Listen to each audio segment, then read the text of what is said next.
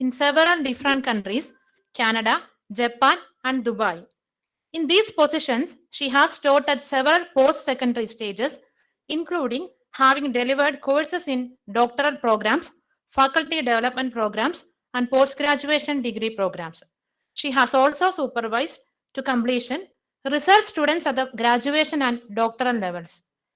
She has been a co investigator for many research projects funded by several national and international agencies, including Asian Development Bank Institute, Expenditure Management Commission, Government of India, National Foundation of Corporate Governance, Government of India, Fiscal Policy Institute, and Bruhat Bengaluru Mahanagara Palike, Government of Karnataka, to mention a few. It's my honor to introduce you, ma'am. I, on behalf of Sanatana Dharma College and School of Management Studies, Tribhuvan University, extend warm welcome to you, ma'am.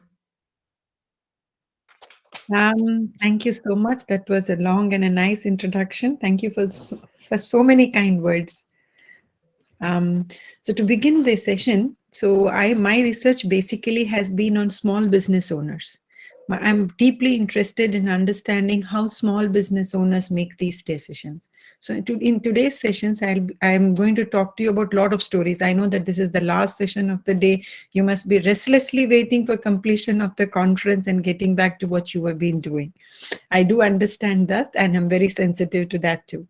So what I have planned to do today is that first talk to you about largely where India stands in the entrepreneurship stage, to give you some of the ease of business doing, or look at their GEM performance, or look at their competitiveness, MSME competitiveness. So basically, I'm going to start with the macro understanding of entrepreneurship in India, followed by a few case studies that I have so I've built it around stories. So I thought the session should be interesting and not put you off. So a little bit of macro environment in India of entrepreneurship, particularly I'm going to look at what is MSME doing in India, how is it doing? We are touching a little bit on Nepal also. And then because they are they are also there on the conference, and then we'll get into those small business owners' stories, what they did in pandemic, how they handled pandemic. So this is how the format is, and I'll conclude it what kind of decision-making approaches these small business owners use. So this is broadly how it's going to be. And in case if you feel like asking me some question or stopping me by, do not hesitate. We'll be open to questions, because otherwise it would become a monologue. I don't want it to be that way. So I'll begin by sharing my screen now.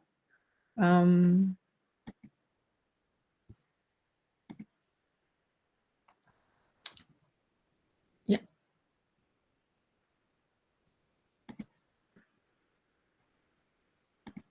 Are you able to see my screen?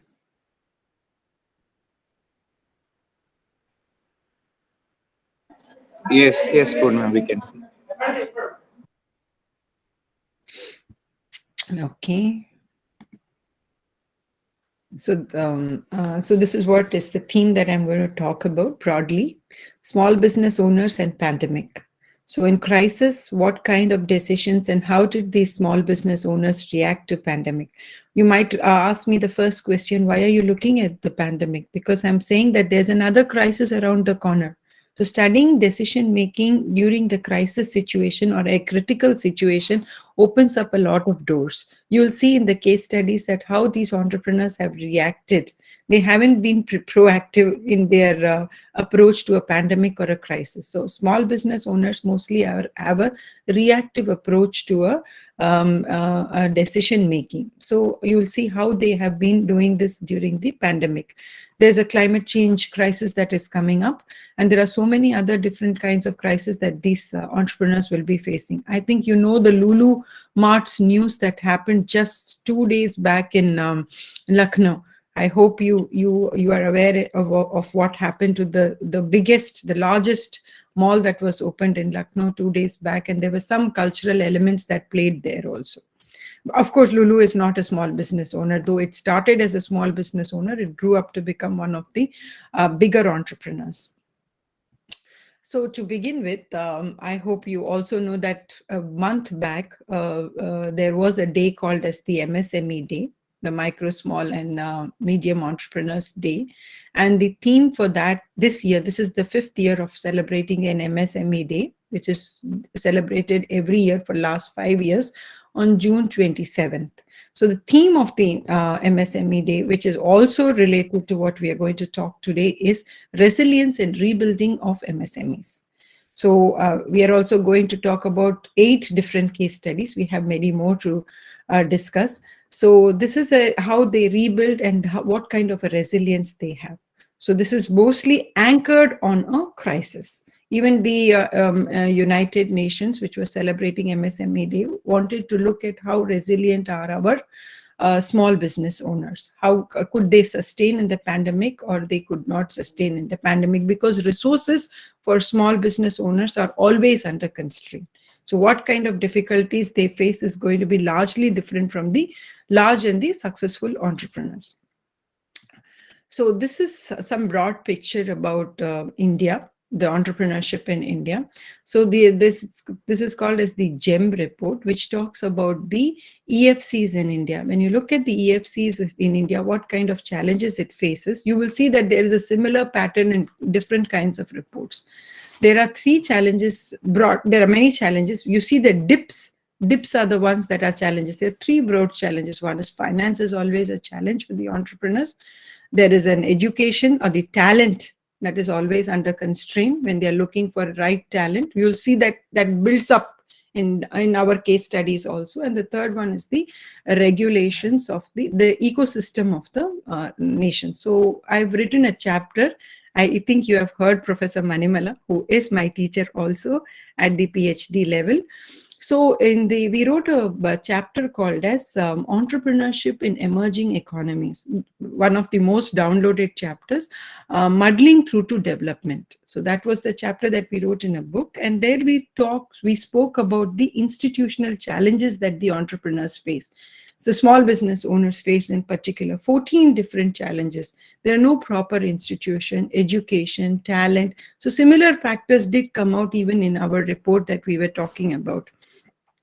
Because the difference between our report and the GEM report is that this is a macro level report where they are looking at the entire nation. We did a micro report where we looked at a particular cities, a few of the cities, and we found that the same results were coming up. So when you look at the ease of doing business report, which you also know that India has ranked at 63rd position, it has been progressing from 130 to 100, and then now it's 73, and now today it is 63. The challenges that you see are, as I have highlighted, pardon me for those shapes, starting a business is difficult because there are too many licenses, too many things. That is why people go to different countries, the people who have deeper pockets, and then do business in India. Of course, that is changing because Make in India, Startup India, Stand Up India, all kinds of these programs are coming up by the government of India. One another program that I'm going to, flagship program of GOI that I'm going to talk about is the GAME. Then the registering the property, paying taxes and enforcing contracts. Again, these kind of regulations are also playing out to be difficult for entrepreneurs to be successful in the in India. So similarly, there are challenges with Nepal also. Why am I talking about Nepal? Because they are your joint here. So these are some challenges that Nepal also is facing. So looking at the MSME competitiveness report, because we are more interested in understanding small business owners, the 3 things that came up in this is the SIDBI report, which talks about India being at the 42nd competitiveness. So they are at the level of only 42nd, 41.9, and 3 different challenges that they face at the firm level, at their level, is that they don't have talent, availability of talent. There's very less investment in formal training. Another book that Professor Manimala and I are writing about the SMM training needs of SMEs, and what we found while doing research on the training needs of SMEs is that they don't invest in the training of their employees. So they invest very less. So what they do is that all the family employees or the senior most employees get trained, and then they come back and train the junior most employees. So you might want to ask me the question, why don't they invest in their employees? Because of the labor turnover. Every time the employee finds a nicer job or moves on to gets a nicer job, there's a job hop that happens. A little bit of few hundreds of rupees causes a lot of job hops. And so the people are not very definite whether the person stays with it. Another way of training employees is that if you have stayed in the firm for over a decade, then they would like to invest in you. When you look at it from the small business owner's point of view, it makes a lot of logical sense. But what happens in the ecosystem, if you look at that, is that the training is not passed on to the employees. So when they are recruited also, there's very less training that they have. And secondly, during their job also, very less exposure of training has been given. So these are some challenges at the firm level that the MSMEs face, and that is why the competitive index is very low. Second factor is the business ecosystem itself. What kind of environment in which these businesses are there? There's very less marketing acumen they have.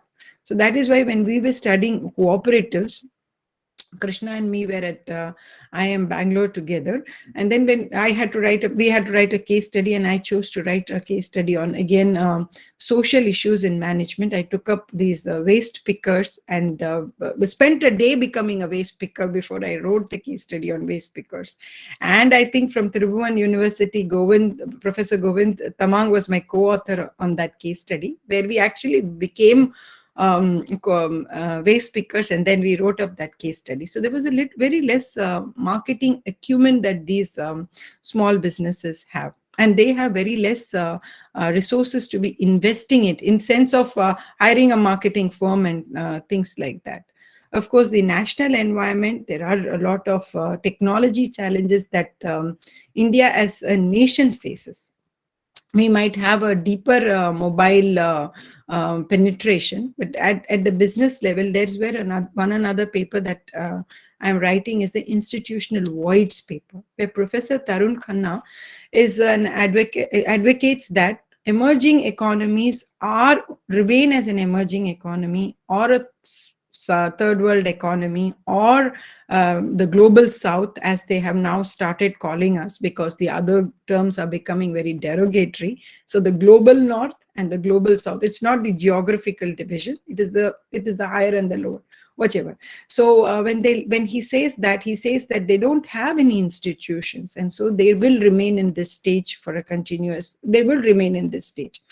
So what the paper argues instead is saying that we have institutional differences, not voids. Your institutions are very formal, our institutions are very social. We believe in social capital, we believe in networking, we believe in supporting each other. So the paper argues that there are no voids, but there are institutional differences. Of course, these differences have their own sets of challenges. So this is broadly a macro picture of what entrepreneurship, what are the challenges entrepreneurs, in this picture, when you see, except for the competitiveness report, other two reports are pointing at all kinds of entrepreneurs. There's no division between MSMEs and the large entrepreneurs. Basically, it is all entrepreneurs that are facing these challenges. So what we see is that basically there are some challenges. That is true with any country. So these are the few challenges. Finance is a challenge, talent is a challenge, technology is a challenge, and the regulations, that there are stringent regulations on entrepreneurs, which is also again a challenge. So now we are going to look at particular case studies and see really what are these challenges. At a macro level, we have understood there are challenges. Entrepreneurial finance is a challenge, talent is a challenge. But what are these challenges? What is the nuances of these challenges is what I wanted to impress upon in today's presentation. So before we move on to understanding these, I've picked up 8 random case studies.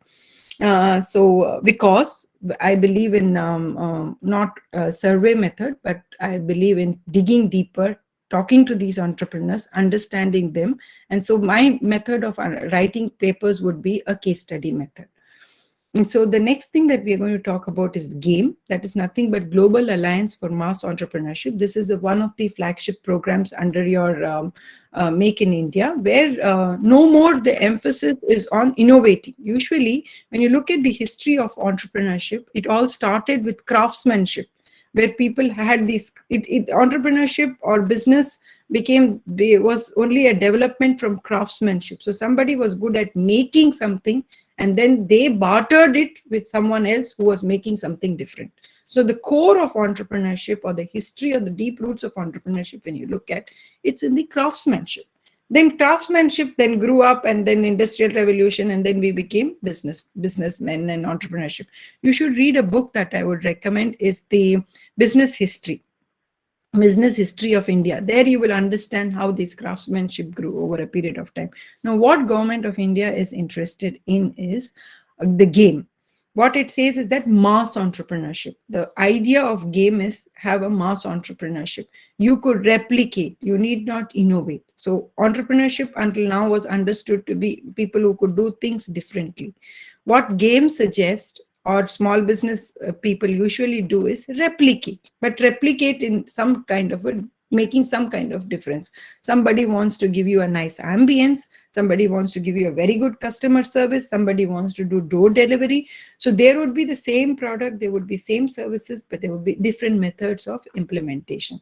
So Government of India is moving away from being, because innovation is a gambit of only a few individuals, but replication need not be. So to grow entrepreneurship, the game plan or the Global Alliance for Mass Entrepreneurship is what GOI is now getting interested in. This is a broad framework of how they would get into it. Now, getting into the case studies, the first case study that we are going to talk about is these entrepreneurs. I have literally spent days living with them, in the sense I wanted to understand why they are doing what they are doing. So Dinesh is one entrepreneur who started Vimala Impressions. Vimala is his mother's name. And how did he start? Why did he start first? The first question is, why did he start? He was a BCom graduate, and there was nobody who was giving a job. And so he had no other way. Since BCom people don't get much jobs in 1980s, that's when he started. And incidentally, there's a sad streak to this starting of Vimala Impressions, is that his mom died on a road accident. So the Government of India paid him some kind of a fund towards this road accident, which was around 15 to 20,000 rupees in those days, big money. And then he got that money because he was the first son in the house, and he took that money and started a business. That was what he did. He was not getting a job, and he lost his mother. He got some fund from the Government of India towards the road accident. He took that up and he just started a business. That's how Vimala Impressions started. It started as a printing unit, very small printing unit with one single machinery. Today, it even prints certain things and sends it to US, some kind of a printing that they do. That's what Dinesh was talking to me. It's one of the most successful commercial printing presses in India. So he says that he never did any kind of marketing, because it was all based on the customer services. Each customer went up and spoke about the quality of the work, the way Dinesh interacts with people, and that's how the business grew. So the business grew by referrals, is how he says. So during pandemic, what kind of challenges that this small entrepreneur, there are so many other things, but I'm just introducing you the case study and what happened during pandemic. What were the challenges that he faced during pandemic, and what kind of suggestions that he gives how to solve these pandemics. When you talk to these guys, it's very interesting that they come up with so many innovative solutions. There's no need of a Delphi. There's no need of our experts to be sitting and discussing that. They themselves have these solutions because they are the people who are facing these challenges. If you look at the concept of quality circles in Japan, when you closely study this, what's the concept of quality circles in Japan? Japanese believed that the people who do the job are best at solving the problems of the job. So that is the concept of it. Similarly, when you talk to these small business owners, they know their problems. They also know their solutions. There's no need, like a PhD expert has to come and tell them what they got to do. They're so very good at the jobs. This is also called as the barefoot movement. So in a barefoot movement, you don't need people with degrees to come and teach you. All the teachers, please pardon me. Here, if you have to learn about construction, it is the mason who comes in and talks to you about construction. If you're looking at furniture building, and then it is the carpenter who comes and talks to you. So barefoot movement is nothing but people without degrees. So you might come back and tell me, when we are talking about MSMEs, we should have a business owner talking to you. That is why I believe in the case study approach, where we are getting very close to them, understanding what is their problems and what kind of approaches they have towards solving these problems. So to begin with, coming back to the Vimala Enterprises, what are the challenges? He says that there are too many processes, there are too many procedures that the entrepreneurs have to follow for any kind of approval or any kind of licensing. The low formal education of the entrepreneurs makes MSME, small business entrepreneurs, makes it very difficult to keep an awareness, understanding, and implementation. On another paper that I want to talk to you about is that we wrote it for the ADBI. In my introduction, they spoke about the Asian Development Bank Institute. So I was writing this paper with Professor Charan, who is also from IIM Bangalore, the RBI professor. So what we did was that ADBI funded us to understand what are the financial challenges of MSMEs.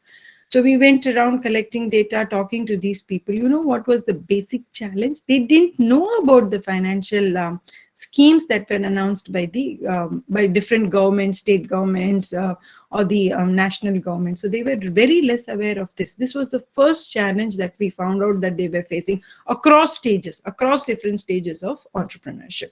There are 3 different stages which we call as less than 3 years, greater than 3 years. It might be a startup stage, and then a sustainable stage, and then it is called as a growth stage. So across the stages, the awareness was.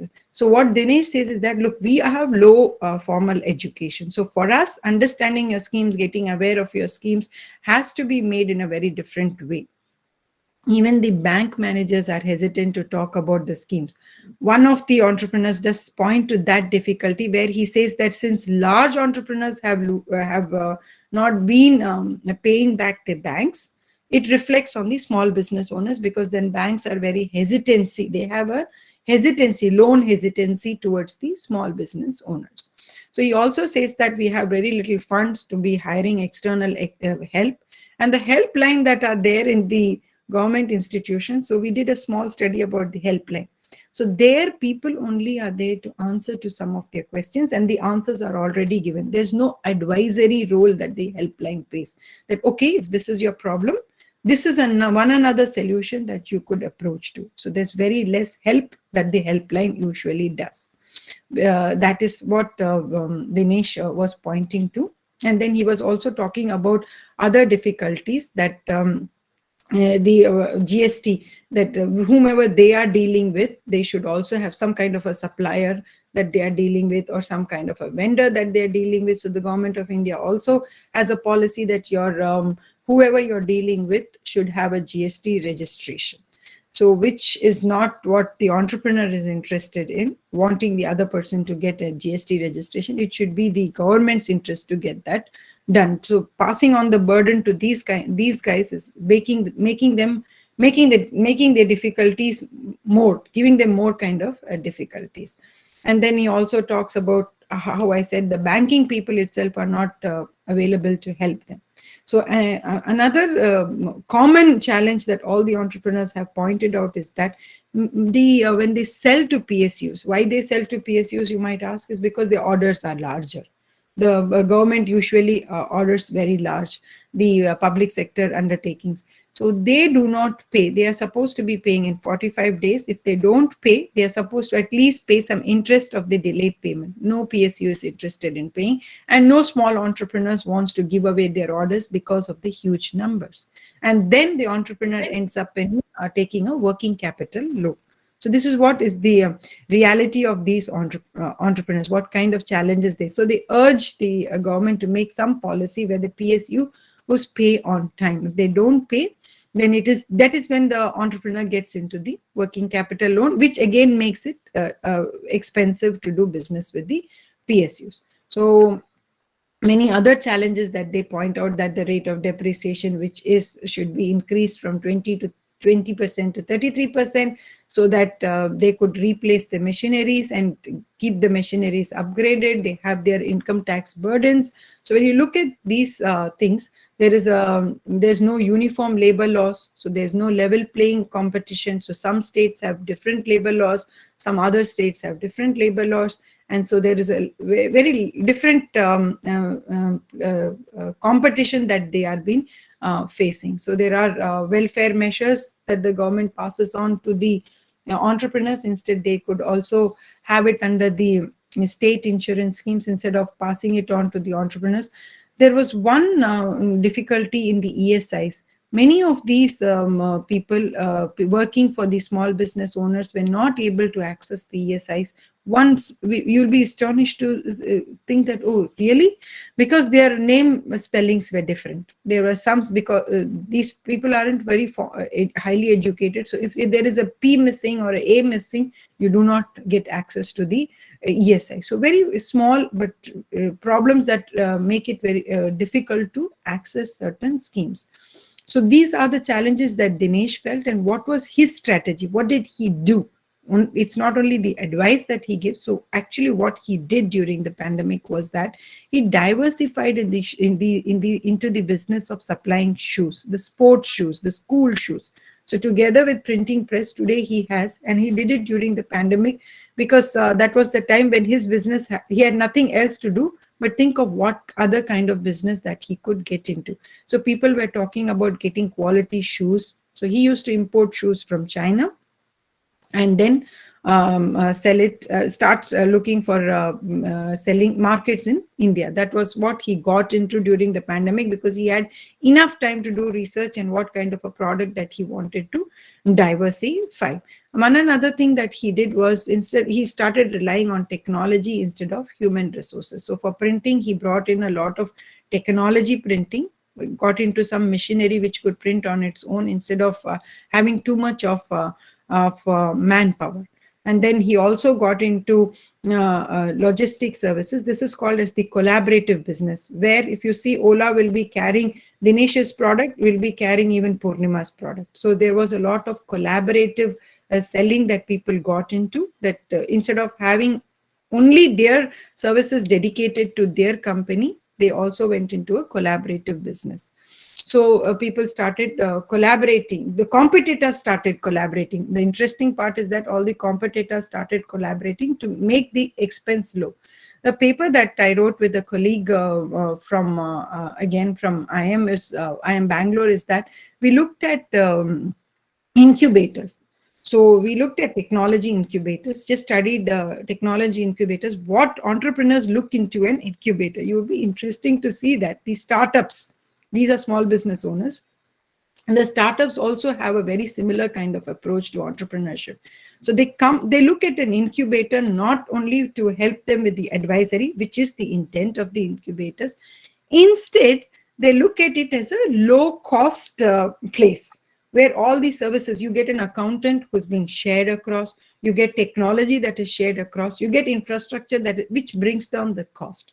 So they look at incubators not only as an advisory. Largely, the startups look at the incubators more as a cost-saving place, because all the services are shared. So similar idea is being copied into a collaborative business, where everything is being used on a shared basis. So businesses are moving towards that kind of a process. Let's look at the second case study. So here in second case study, Balakrishnan, MG, all these are real characters. There's no masking of the names and things. So you will find these companies on the internet. So Balakrishnan, and he founded Indogas. It was the first private LPG bottling company in India. He started way back in 1993. He was a highly educated person.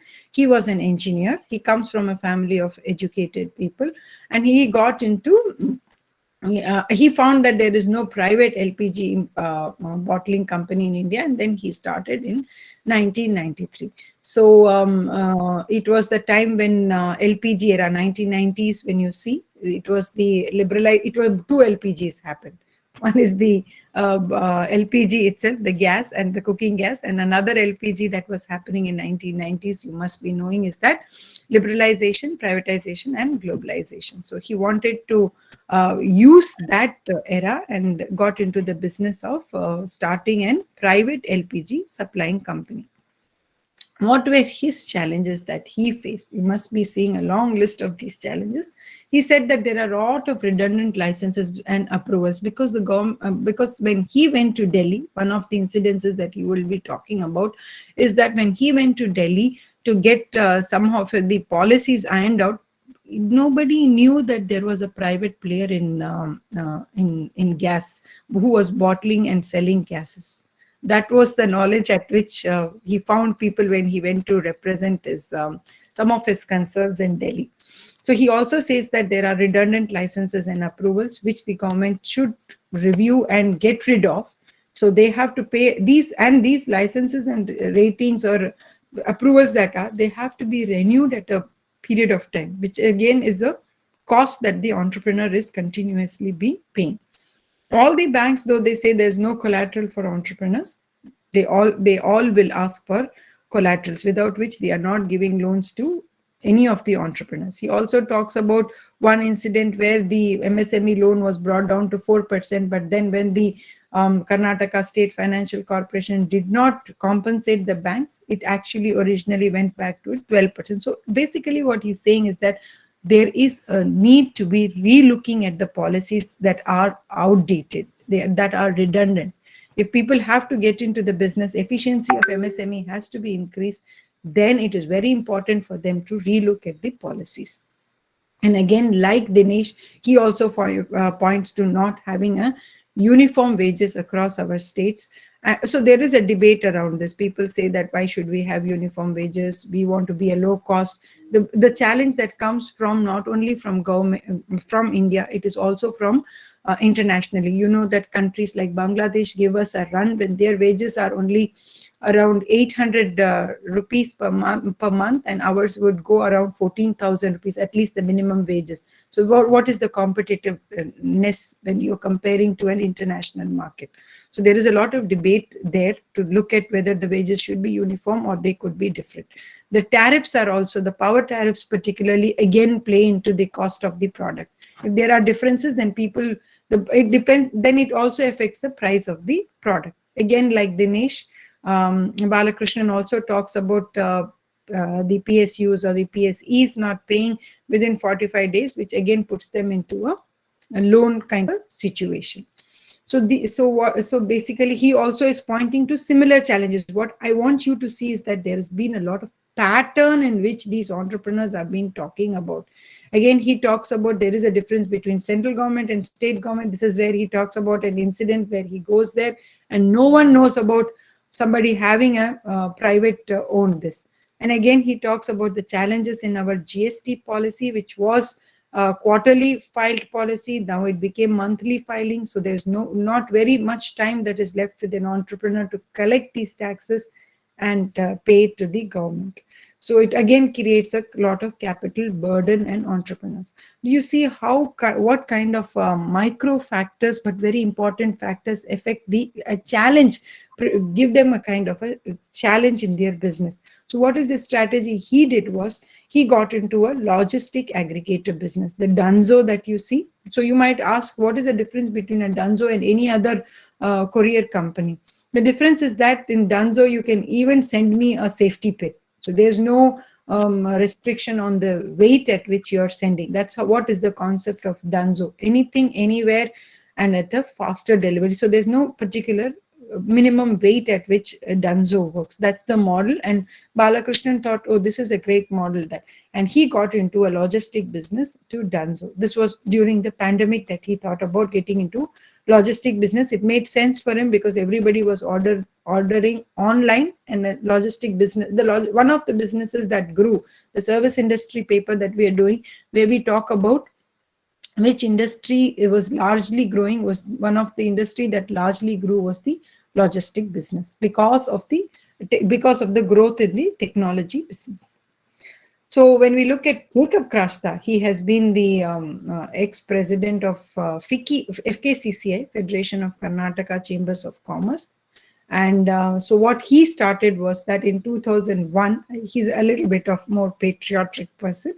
So after Kargil war, Jacob Krista, who was again an by education, highly educated person, he started something called as the simulation testing chamber. So he called it as the environment simulation. What happens is that in extreme conditions, how does your machine operate? For example, you can put your car through the extreme conditions. So he makes those chambers. He doesn't do the testing as his business.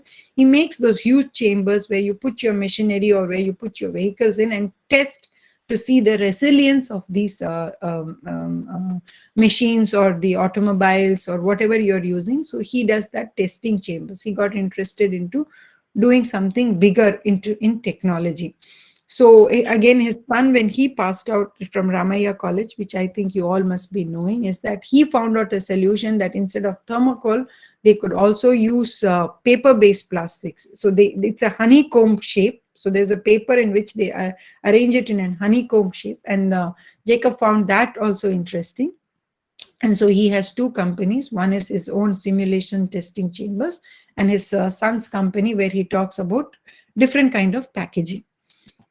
So look at the challenges. What are these highlights, you might ask? Are the highlights? These highlights are even in Vimala impression. This was also expressed. Again, the rate of depreciation is a challenge, where they say that decrease the rate of depreciation. One, we could replace the machinery quickly and the second thing is that it would be at par with the requirement in the market. But there is a challenge here, is that we are moving towards climate change, where we do not want to create a lot of waste. I think you know that China is under the zero waste policy, and the kind of humongous waste that it has created because of the zero waste policy, zero COVID policy. And second thing is that even they have been getting rid of, China is getting rid of all the imported vehicles and computers and things, which again is contributing to a lot of waste that it has been generating. So coming back to our Jacob's case study, so they are also saying that though we are moving towards e-vehicles and how much of infrastructure is ready, the government says that you need to move towards e-vehicles. Nitin Gadkari the other day came up and said that very soon, by I think 2030, most of our vehicles, 60% of vehicles running on the roads of India would move into e-vehicles. What is the infrastructure? And again, we have a debate around e-vehicles. You would have seen in the news is that how green are these green vehicles? So the lithium battery or the lithium component that goes into e-vehicles has been mined by small children at the age of 5 and 4 and 6 in African countries. So how is it called as? I think you can look up the news of I think blood batteries and things like that. So here the Jacob is talking about he says that there's a pattern in the government, that they keep announcing a lot of schemes without even looking at the infrastructure that is needed to be supporting these policies and the schemes. So that is where he gives an example of the e-vehicles. It's not that out of the blue that, okay, he's not dealing with e-vehicles. Why is he talking about e-vehicles? What he's impressing is that there is a lot of schemes and policies that we come up with without even thinking about the infrastructure need that this is. So that's where he asks the question that why doesn't the government take any action if they fail to implement the schemes properly? What he says here, what he's asking is that they don't question their employees. Why is there no performance appraisal of these government employees to ask them if there is a scheme, why has not been implemented? So that causes a lot of burden on the small business entrepreneurs. So he again talks about the PSU loans, working capital loans, which was similar to what Vimala Impressions Dinesh spoke about, what our Balakrishnan of Indogas spoke about. Even Jacob finds it very difficult to deal with the government, but people keep doing this business with the government because of the larger what strategy that Jacob got into is that he explored new markets. Instead of getting into new products, he went to US, UK and Belgium. He also is thinking about shifting his focus, which is predominantly from automobile sector into a defense sector. And so these are some strategies that he built during the pandemic to look at other markets instead of looking. You might say that how can they explore other markets when there was the pandemic had shut down everything. This is the time when they are able to sit back and think and introspect what they would like their future business. Otherwise, they are so busy. One of the people that we interviewed was in the food industry. I think you must be liking their pedas, the Harvard pedas. What he said was that otherwise the business is so fast paced that we don't have the time to sit back and think. We're so involved in the business. So during the pandemic, at least we sat back and thought where we want the future of our business to be. So Jessie Lawrence, she is from Kerala. So she started something called as the Lawrence Clothing. So why did she start? She started after her college or school. Her father used to motivate her to start something. So the father and the daughter together actually started a tailoring unit. So the tailoring unit grew rapidly, where they used to take any tailoring, corner side tailoring unit that they started, Jessie started.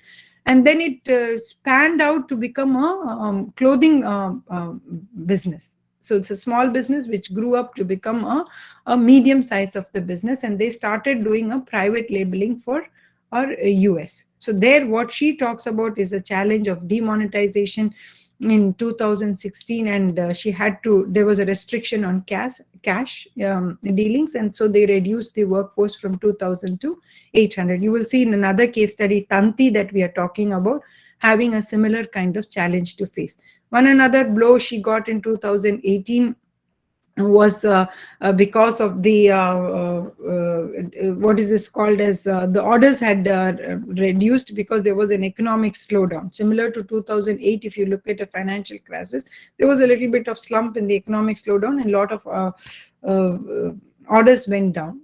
That's what, and now we are going to see that there's a lot of recession and inflation coming up. All of us are following the news, and a lot of business owners are going to have similar challenges of reduced demand for their products. So there were challenges, and again then there were continuous challenge. When you see 2016, she saw demonetization. 2018, there was an economic slowdown, and now again in 2020 she was facing a pandemic, and then 2022 it's going to be an inflation. So there are continuous challenges that these MSMEs face, and what kind of response that they give to these challenges would be very interesting.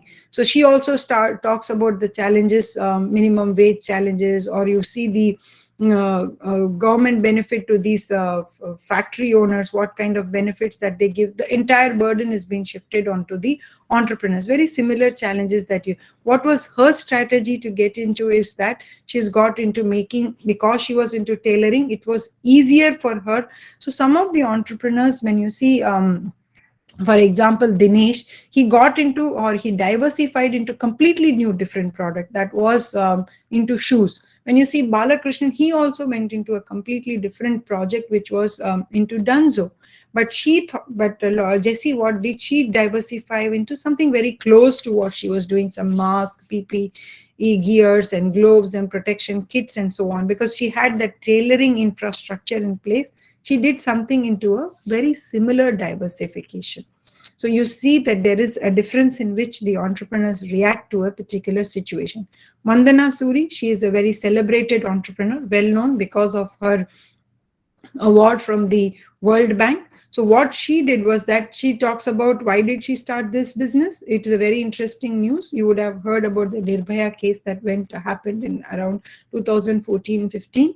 And so one of the newspapers, women had reacted or said after that also, after Nirbhaya, there was another rape case that happened very close to when Nirbhaya happened. And so one of the reaction that the person said was that I think it was an Uber or Ola. I don't correctly remember that there was some rape case there after Nirbhaya. So the reaction of one woman who went on to the news and said that if a woman was driving, I wouldn't have faced this problem. Women wouldn't face this kind of a problem. This struck a chord in Vandana's mind, and she said that I am going to start this. She was a very well-known chartered accountant in a global firm. So she gave up that, and then she did this kind of a taxi business. She operates in Mumbai and Bangalore. So these taxis are driven by women for women. That's the concept of taxi. I think there's one in Kerala also. When we were building this case study, we also went back and understood what other states are doing. I think She Cab or something like that. So she started taxi. Where this is the concept of so what she did was she went to these slums or these places where there are a lot of poor women live together, and they were all people who were going for domestic work. So she persuaded them to take a training. So Maruti Udyog, CSR program of Maruti Udyog, gave free driving programs to these women. So under that program, she trained them for completely free. And there were a lot of women entrepreneur bank loans. So she could get them for these women, and they started off driving cars. So there was a lot of patriarchy that came in between, where men were not very happy from these communities to see their women driving. The only thing Vandana was saying that they're driving for another woman and there's no male in this. So it worked towards the patriarchal cultural norm of the society also. And that's why she got an award. So what is that, the challenges that she talks about? She had a lot of innovative strategies that she did, and she is still continuing to do. You will see a lot of taxi ads going on. So she said that the personal cars cannot be used for cab services. But here, if you see in other countries, at least here, I can give you an example where I can opt my car for a carpooling and make some money on my way to office and come back. So that's not that kind of a scheme is what she wants even government to be allowing to get into India. She also was saying that only the education support that is being provided is only up to school. The right of education should also be extended to colleges, where they could these poor people could get some subsidies towards that. And she also talks about how these tax ops can also help people get into the career. So what was her challenge was that many people were not looking at driving as a career. So she wanted to impress upon the women, instead of going for domestic work, you can become your own entrepreneur, is what she was impressing on. So the strategies that she did was she started a medical service. So during the pandemic, the cars weren't allowed. So she said, I will drive women for their medical needs, particularly if pregnant women have to go to the hospital, or people who cannot have restrictions on movement, backaches, for a physical visit, and she would sanitize the car and so on. So that was one thing she did. She did another thing called as the Taxi Care Plus services, which was talking about taking small babies, pregnant women with lot of care. A little different, not much different from medical services. So she started about the care. So about Vandana, she's very good at positioning her products. And then she started a shuttle services for apartments, where you will have one car placed in the apartment from 7 a.m. to 7 p.m. And these residents could use it to go to the nearby markets within 3 or 5 kilometers was her concept. And she then started a driving school for women. So this was a few strategies that she did to overcome the challenges that she was facing. So, then we spoke about Warrior Bakery. And all of you must be largely knowing who visit Bangalore. It is one of the bakeries you should visit if you haven't done that. The products are very good and things like that. So he is a second generation entrepreneur, because his grandfather, I would say father or of course his grandfather started the business, but the business that he was currently owning was from his father. They got divided and so on. So Warrior is again a company from Kerala. The founders are from Kerala. So this person comes to join an army. I'm talking about the great grandfather who came to Bangalore to join an army, but could not get placement into the army, and then started a bread business. And then it grew up to become a big business. So his business practices are very, very straight. No taking loans, making products fresh every day. At the end of the day, if some products are left over, they distribute it into the community or some kind of an old age center and things like that.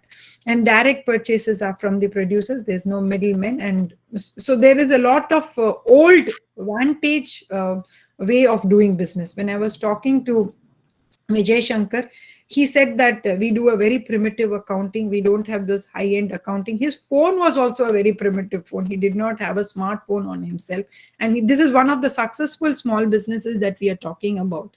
So he believes in a very primitive way of doing his businesses. So during the and challenges for him, it was not much of a challenge in COVID because he falls under the essential service category, for the food category, and that was closed only for 2 weeks and then it opened up and things like that. So but the difficulty that he faced was moving his labor. Moving his labor was difficult, getting them from the places that they had to come. So only people who stayed nearby could come back. People who stayed far away could not. So he had a labor crunch during that time.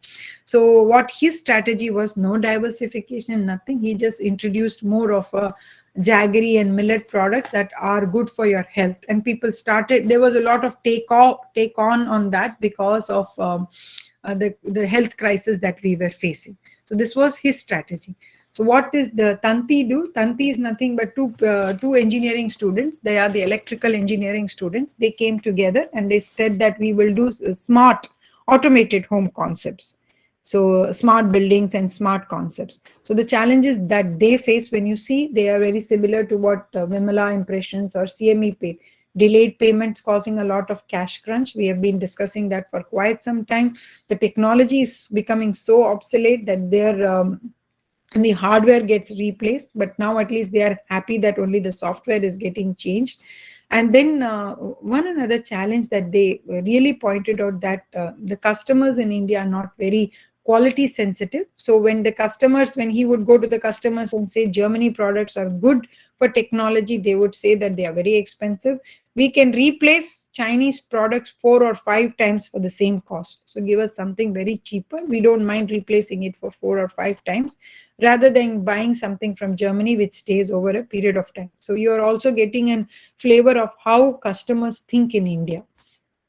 So he also talks about the duo also points that government should render support by reducing the interest rate, because lot of business did not happen during the pandemic. They did fail a lot of challenges.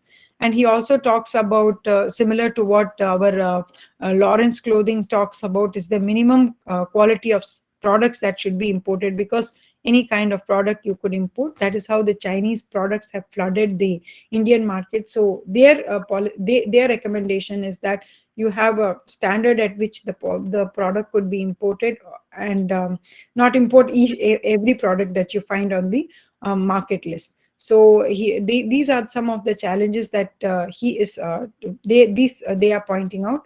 And what is the skillful availability of the skillful labor is, again, they talk about. And the burden of registering under the MSME Act is again safeguarding the seller, which the buyer is not interested in. So they did not even want to register under the MSME because the buyers they don't want any safeguard against the seller. Again, it points to the culture, the entrepreneur or the business culture that we have in India. So what strategies Tanti did is that they diversified into security. They diversified into a consultancy business. They spent their time training their staff into different kinds of technologies that would be available. They also were looking forward to some help because some rent subsidies, some tax subsidies that the government could give, because this is a business, though it's a small business, it is also a recently started business. So when you look at in the small business category also, that we spoke about the startup stage, very difficult stage to sustain. Once they start sustaining, they get into a sustaining stage where they're still struggling to make those break evens. And then if they survive, then they get into a growth stage, or there is a valley of death. So this Tanti was between the startup and their sustenance stage. And the last case study that today we are going to talk about is Rupa Rani. So what she started was an My Healthy Diet, MHD, not the MDH masala, so MHD. So she started an idli dosa batter. She got into so many different businesses, into beauty products and things. At last, she settled with the idli dosa batter, which was also she was not an entrepreneur, was starting in 2018. She had started way back in 2000. She started with candle making. She started then Vastu consultancy and then consulting, and then she started MHD. And so she has been into a good speaker and a president. For what were her challenges is that the people, there were not too much of labor was not available. We wrote a paper on circular migration where laborers went back from work state because they did not were not able to use any kind of government schemes in their work state, so they went back to the home state. You would have heard the stories how people walked back and things like that. The work state did not treat them properly. They went back to the home state. When they went back to home state, very few of them started agriculture or started small provision stores or some small mom and pop stores. But largely people, when the pandemic settled, came back to the work state. And so we are talking about, in that paper, we are talking about how neither the work state nor the home state was able to support the migrant workers. So that's how we say that circular migration, did the policy perform or reform? That is the question we are asking in the circular migration. So my interest from social issues in management. So in that context, I asked the question, did the policy perform or reform? It did neither. So the laborers keep going. And so according to Rupa, what happened was that the people who stayed back, they started asking her higher wages because their work load increased, and they knew that they had the entrepreneur did not have much choice.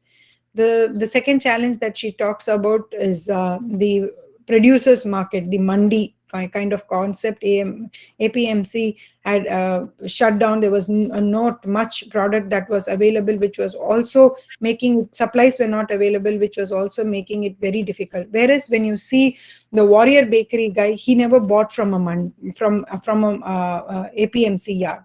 He had those people who were supplying. So generation, he was having 3 generations of making bread. The suppliers that he dealt with were also over 1 or 2 generations. So it was a long-term connectivity that he had. So that's why his business did not get affected. Whereas in Rupa Rani's case, she just had started in 2018, and so she was buying from the APMC yard. When the yard closed, there was no product. So that affected her supply. So you see, there are 2 different kind of strategies. So what Rupa believes is that though there was a moratorium period of loans, but then it was a cumulative interest that was being charged on the loans, the moratorium period that was given, which actually increased the cost to the entrepreneurs, and most of the entrepreneurs did not avail that. What are the strategies that she did was she started a forum and started doing, because she was a very good speaker, she started hosting some seminars and things like that.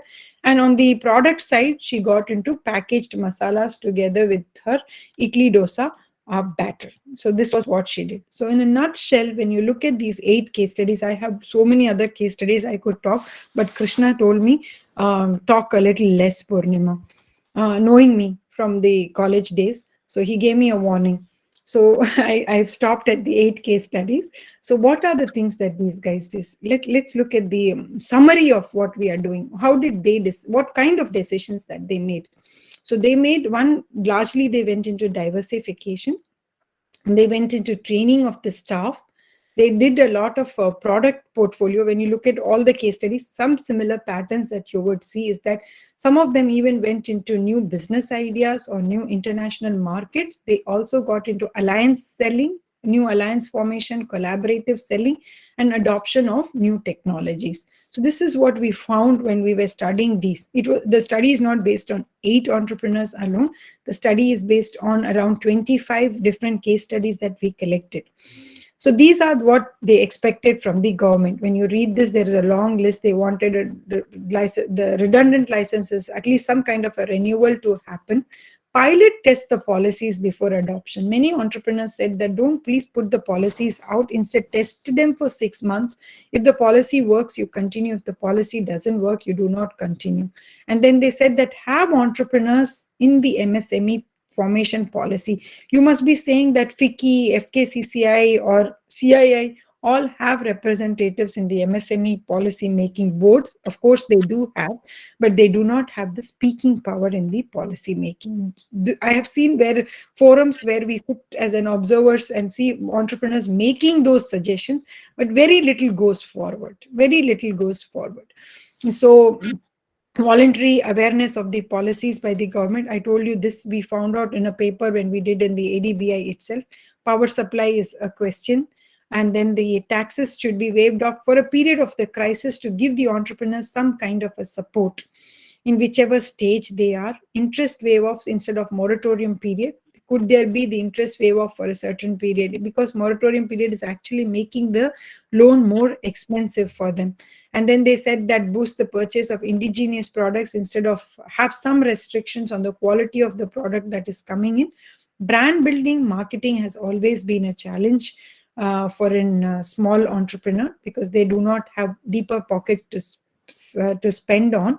But good news for these small entrepreneurs, as they themselves have mentioned in a lot of their interview, is social media marketing, which is not very expensive. You can put up your product on Facebook, you can put up your product on Twitter, Instagram, where people are even looking at these products and making buying decisions. So there is something coming, some positive news on that end. And of course, the timely payment of the PSUs. And they also say that the GST burden of the dealers, suppliers, or customers should not be on the entrepreneur. That should be shouldered by the government instead of the entrepreneurs. And then they say that make those policies based on the merit instead of so when they are employing people in the government organizations, what the entrepreneurs feel is that a lot of jokers are sitting on the jobs. This is the statement given by the entrepreneurs. So the recruitment process or the performance appraisal process of the government employees will have to be made different. There's no performance appraisal for them. It's only on the paper. So they say that if you don't do that, the entrepreneur or the MSME scenario in India is never going to change unless you get these people who are devising the policy or implementing these policies accountable for whatever they are doing. So they want some kind of a uniformity between state taxes and electricity charges, rents, wages, and so on. And they also are looking forward to the bank support that would actually be giving loans on merit basis instead of the previous experiences. So these are the things that we found from these 25 odd case studies. And then the three things that entrepreneurs, this is a little bit of theory. I know I should, as a teacher, bring a little bit of theory into whatever I speak. So towards the end, or this is my concluding slide, there are three ways in decision making. It's not only for the entrepreneurs. Generally, we three have this ways. So there is one way is the cost versus benefit analysis, which is our causal method, where we find reasons for the particular cost that we are making, like business plans. You have decision making trees. You do a lot of statistical analysis and then base your decisions on that.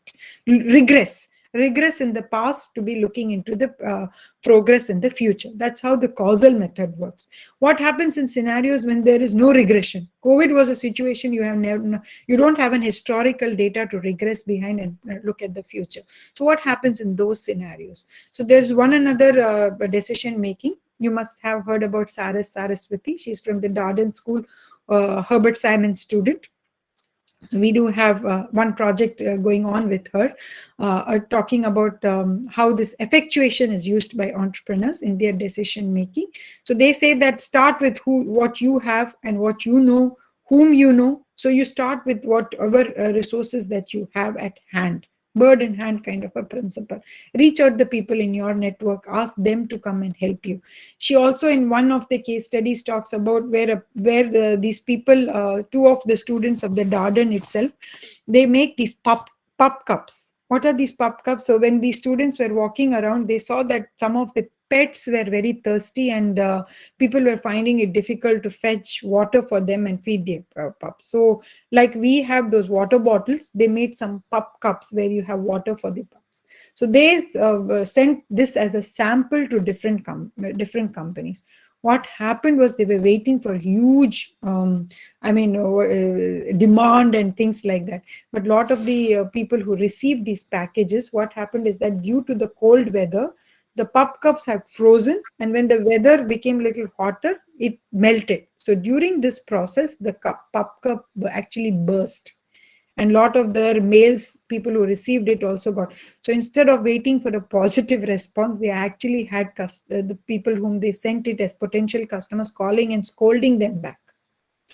So in this situation, in the effectuation principle, what these pup cups guy did actually was, it's a case study that we discussed in the class. Due to the paucity of the time, I'm jumping to what they did actually was, they went back to these customers, visited them physically, and asked them what was the problem, what should we do, where should we start.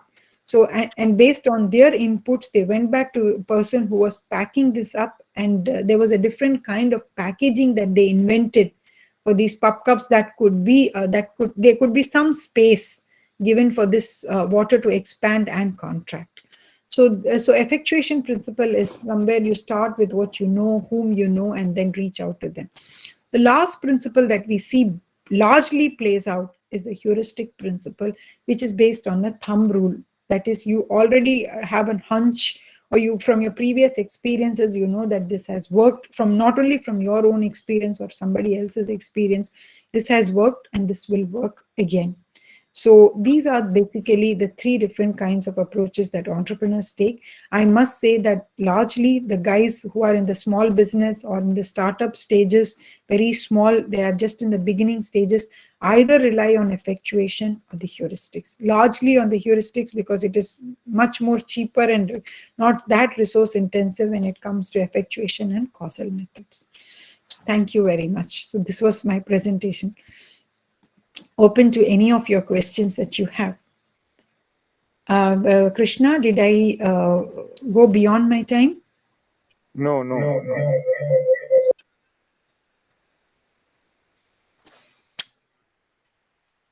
So now it's your time to talk. I can take I can relax now. In some of our research which we did, we also felt that heuristics is much more important in terms of small entrepreneurs, especially in micro sector. Maybe not in the medium sector, but definitely in the micro small sectors, that plays a big role.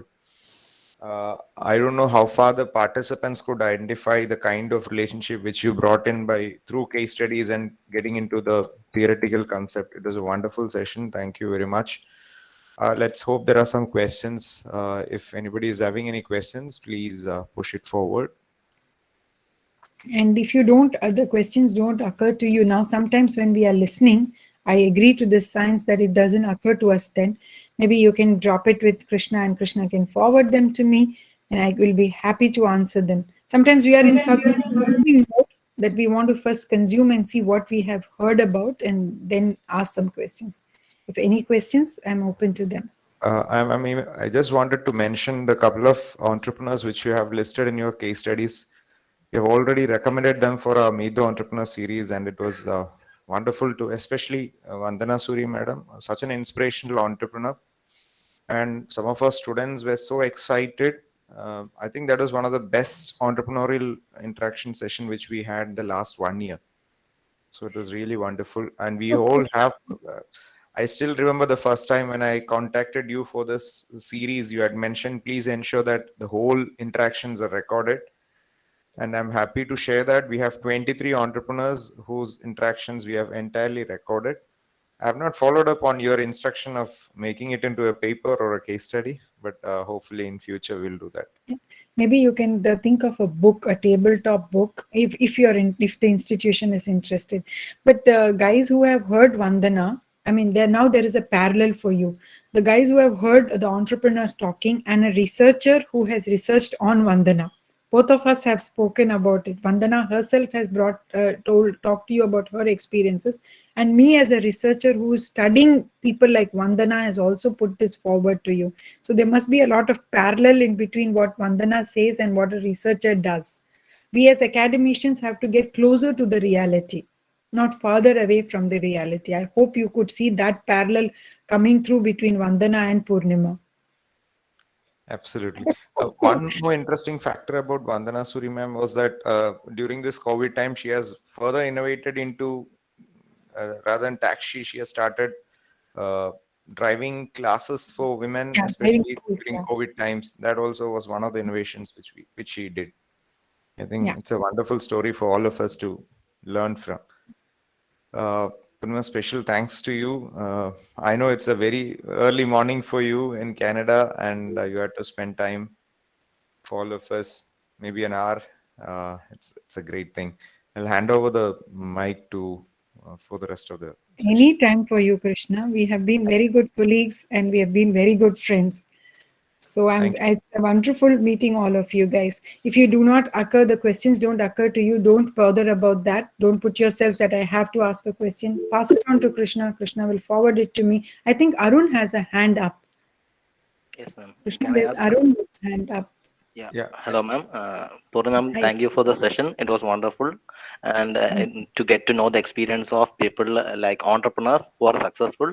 It was a privilege. And I have a question. Many of us, many of my colleagues and all, have these entrepreneurial ideas. But what the problem is that the ground support or the things to make it a reality, that is the ecosystem is the problem, I think. And in some of the cases, these ideas are there. Many great ideas have come, but for example, Vandana ma'am, she has took a lot of pain to make it a successful venture, and she has given a lot of effort to come through these challenges. But you. what happens is that most of the time entrepreneurs become not so much. They are giving their effort, but not results are not coming up. Things like that, they get a negative attitude towards entrepreneurship, and it will affect their further ventures. How can we tackle them? As a researcher who has been interacted with a lot of entrepreneurs, what is your take on that, ma'am? Yeah. That I would like to know. Thank you. So Arun, one thing is that all these entrepreneurs, at least the 8 ones that we spoke about, they were not successful in any of their first events. I didn't have time to go take you through all the stages of their entrepreneurship. When you look at, for example, Dinesh or Balakrishnan, whomever we are talking about, I'm fast forwarding their story. When I'm presenting you the case study, actually what I have done is I've spoken about how they started and then how successful they are. We haven't seen the layers that they have gone through. When you read the case studies, when the book is out, you will see the layers of the entrepreneurship that they have gone through. A lot of them have struggled, failed, become bankrupt. They sit on such a huge loan and things like that. That's the true story of all these guys whose success story that we are today listening to. So there's a lot of struggle that these entrepreneurs, no ecosystem, and Arun, at least we are in a stage where we have this Makeup India, Startup India, Stand Up India, and so many game coming around in Government of India kind of a project. I know they are very slow and sloppy, but there is something to hope about. These entrepreneurs started in 1980s. They started in 2000, year 2000, when none of these schemes, India never understood that entrepreneurship could contribute towards the economic growth. Only now people are understanding because of the growth of China. When you look at the growth of China, how did they grow? Because their small business grew. And that is how we are replicating the growth story of many different countries in India. So what I'm trying to say is that all these entrepreneurs did have their struggle story. They failed and then they are successful. So if you say that what we have to do as an entrepreneur, because I myself I have founded Beggars Corporation, which was also spoken to in my introduction, is that why Beggars Corporation? When I was teaching at Delhi University, I stayed in Delhi for a brief period of time, and then I saw a lot of beggars moving around and small children begging, which was very heart moving. And you will also see in other states, but in Delhi it's a rampant problem. So we started looking at training these. The challenge that I face in Beggars Corporation is not about marketing, not about products.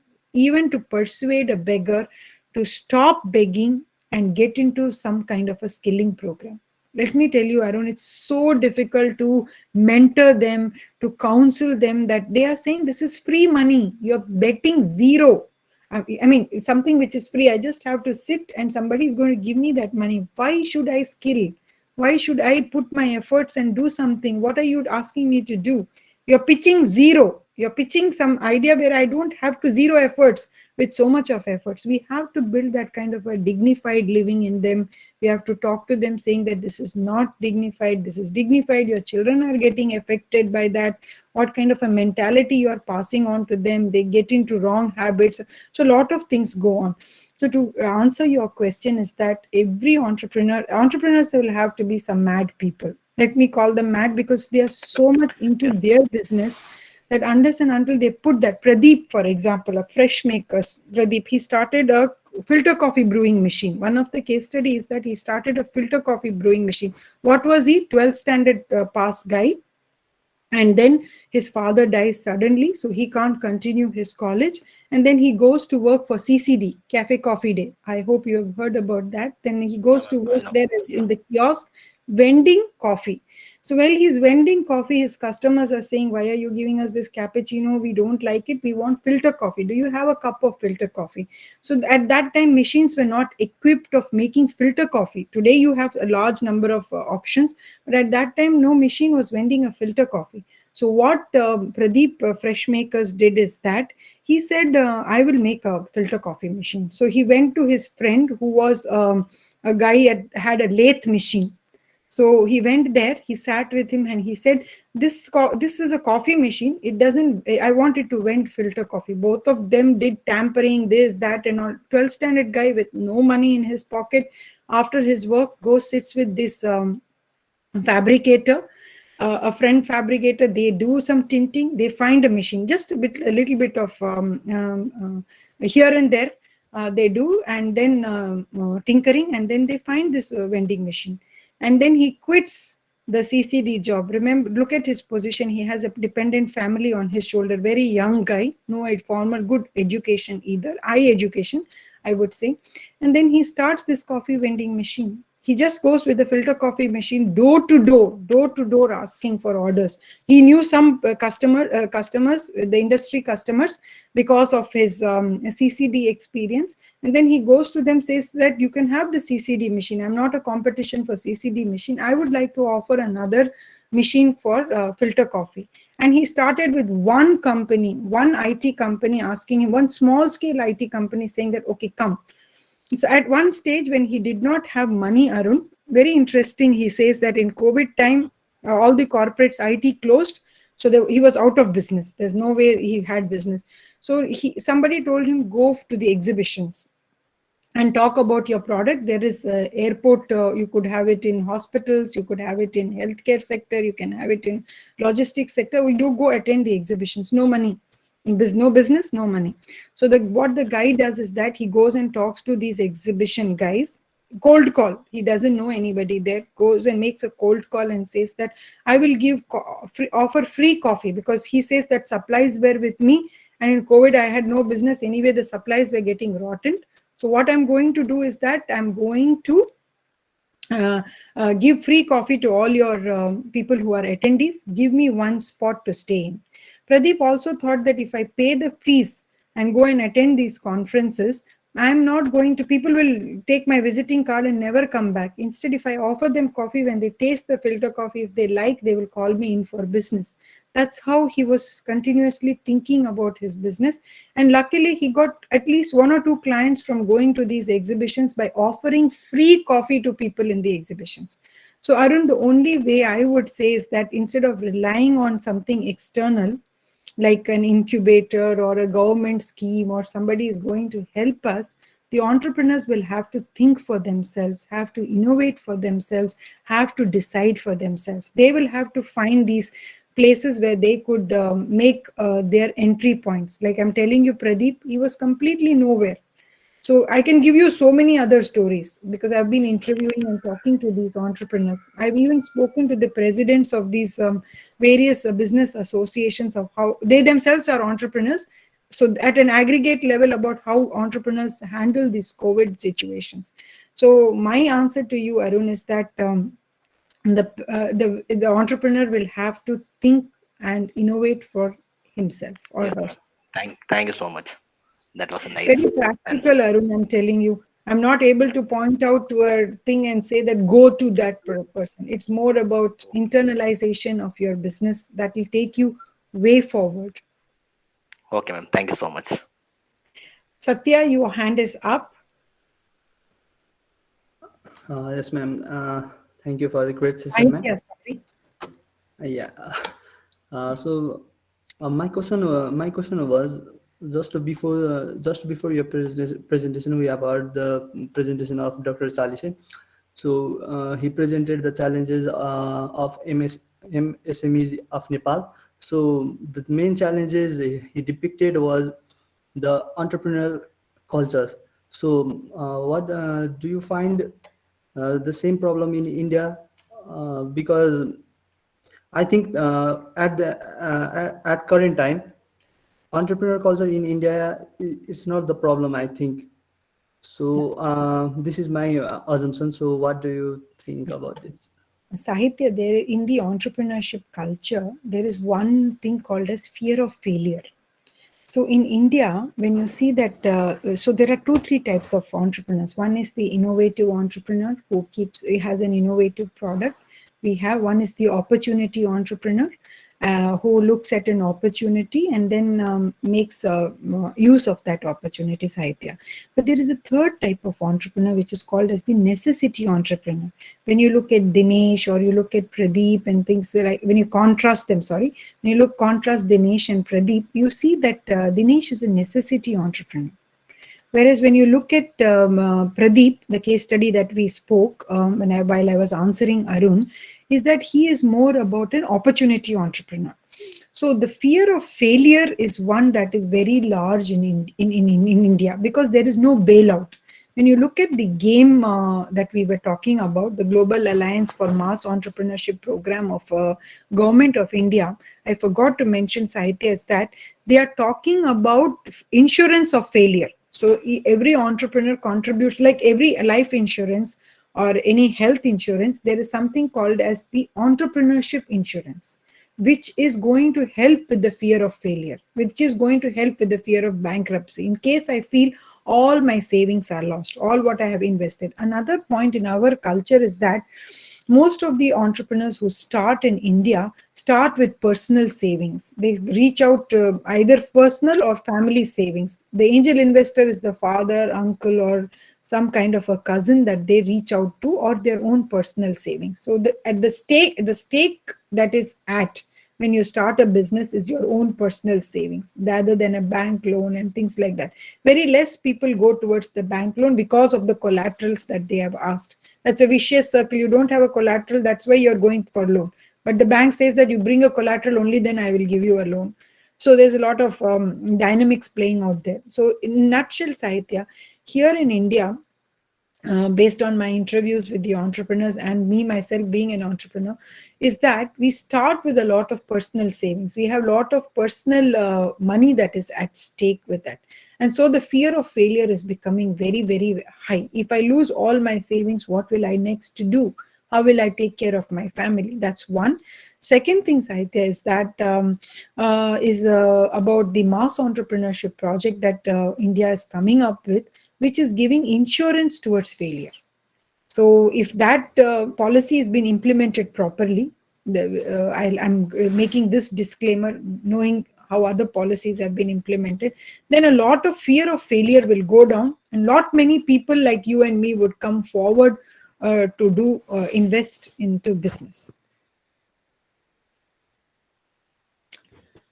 Yeah, I got it. So thank you for. I come to know for new term that entrepreneurship insurance. So then I have one query too. I want to know that you have been interviewing so many entrepreneurs. So can you share your experience that before interviewing you have to build, there should be a rapport building. So as per your experience, is there something that is very essential before interviewing or getting into the point that rapport building. So I have been facing the challenges in the rapport building. So could you share your experiences? Saitya, a bang on question that you have asked me. So let me tell you, as a PhD student, a little bit of story again. As a PhD student at the Indian Institute of Science, I was looking at opportunity recognition potential of entrepreneurs. So in that stage, I had this laudable questionnaire that I have made, like all of you aspiring PhD students, with all my books in my one hand. I used to go to these entrepreneurs. My questionnaire was a very long questionnaire, 72-item questionnaire. That is when my professor, I must quote him, Professor Manimala, whom you would have heard him. When I showed him this questionnaire, he said, "This is a provision store. You have too many departments, Poornima." And so that was his first reaction. Though it was a dejecting reaction, it brought me very close to the reality, because I was I have built a very good questionnaire and things like that. Keeping that aside, I went to these entrepreneurs, and Sahitya, what I used to do, like all of us, very naive person, I would wait for hours. They would give me an appointment of 11 o'clock, but they will call me in at 4 o'clock. But I have to get my questionnaire done. So I used to, some of these entrepreneurs would say, "You leave it with me, I will fill it up." And I used to be that naive. I would leave it and go back and come the next day and follow up with them. What was in one of the interviews, when I was in one of the collecting these questionnaires, I was waiting, and I could see the secretary filling up this questionnaire instead of the entrepreneur.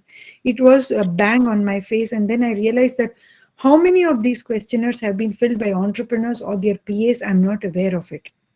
That cannot be a part of my study. And I would not be bringing out the perspective of an entrepreneur. Instead, I would be bringing out a perspective of the personal secretary of an entrepreneur. So I had to give up 1 year of work. Complete 1 year of work had to go into trash. Trust me, it was such a disheartening thing to do, because I didn't know which was entrepreneurs and which was a PA doing it. So from next time onwards, I had burnt my fingers. I had learned my lesson in a very hard way. And then I used to sit. Then the entrepreneur said that, "Leave it with us, we will fill it up." I would say, "No, sir, no problem. I'll come back the other day. But I will sit with you and fill my questionnaire," because I had my own experiences.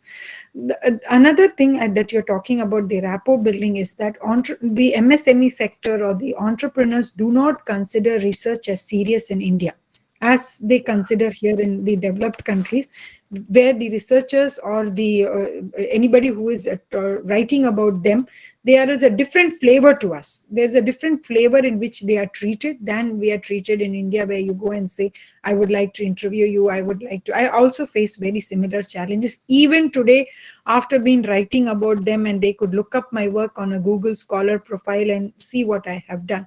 Even then, they would not want to give, because they don't consider that if you write a paper about us, what are you going to, how is it going to benefit us? It's just a waste of time and things like that. So what is my technique is that, that's what I do, is that when I start my interview or when I reach out to them, I tell them that I would be collecting this data, I would be collating this data, not at an individual level, but at an aggregate level. And my report, whatever I publish, my report, whoever has given me the interview, I am going to give this copy of report, send this copy of report to you, and a summary page which will have hardly a paragraph pointing to the findings, because I don't know whether the entrepreneur will read 40 pages of a research paper or a book. Instead, I will send you a synopsis of 1 page together with the paper. So this is how I incentivize them.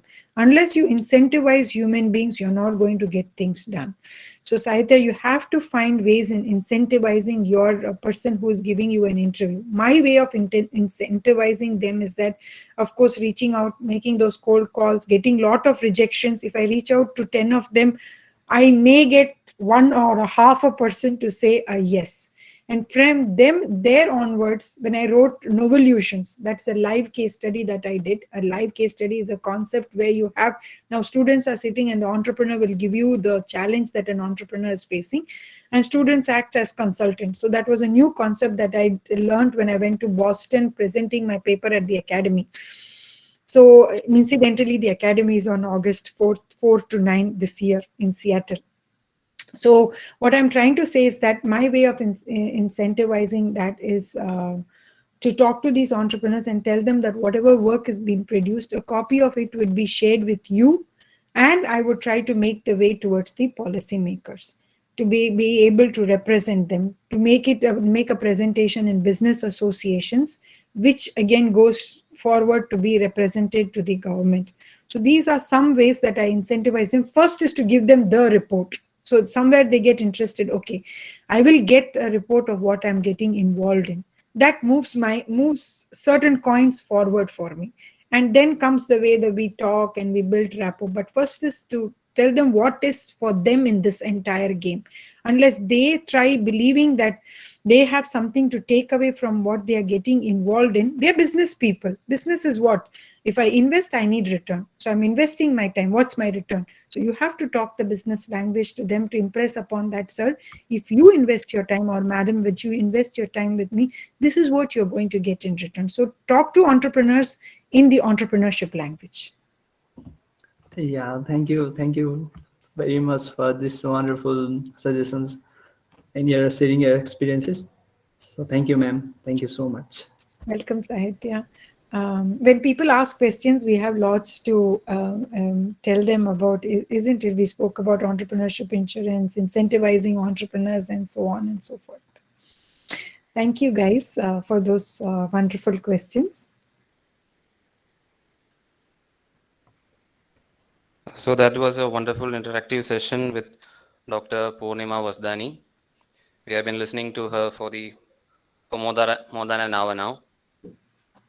She made a well-structured presentation on small business owners and pandemic, in which she emphasized on the challenges and opportunities of MSMEs in the light of COVID pandemic.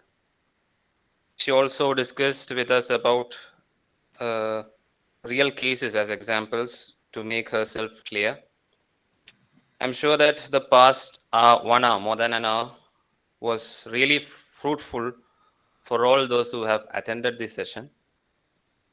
And we are actually honored to have got such an opportunity to listen from such an eminent personality. So on behalf of all the research scholars and all the participants, I extend my sincere gratitude to Dr. Poornima Wasdani. Thank you, ma'am. Thank you for sparing the time at this early hour for us. Thank you. Thank you so much for listening to me, guys. It's very difficult to get an audience to listen nowadays because of the this thing, not being there in person and doing a video conferencing. But I'm happy that all of you were there around to listen to the presentation. Krishna, pardon me if I have extended the time. So thank you, guys, and have a nice weekend, guys. Poornima, it was actually a pleasure when you extended the time. Yeah, it's true that it's hard to find people sitting continuously for us, but at least for me, I could say that it was very enriching. So thank you very much. Thank you, guys, and see you guys soon. Bye-bye. Bye. Bye, Krishna. Bye. Bye. Thank you.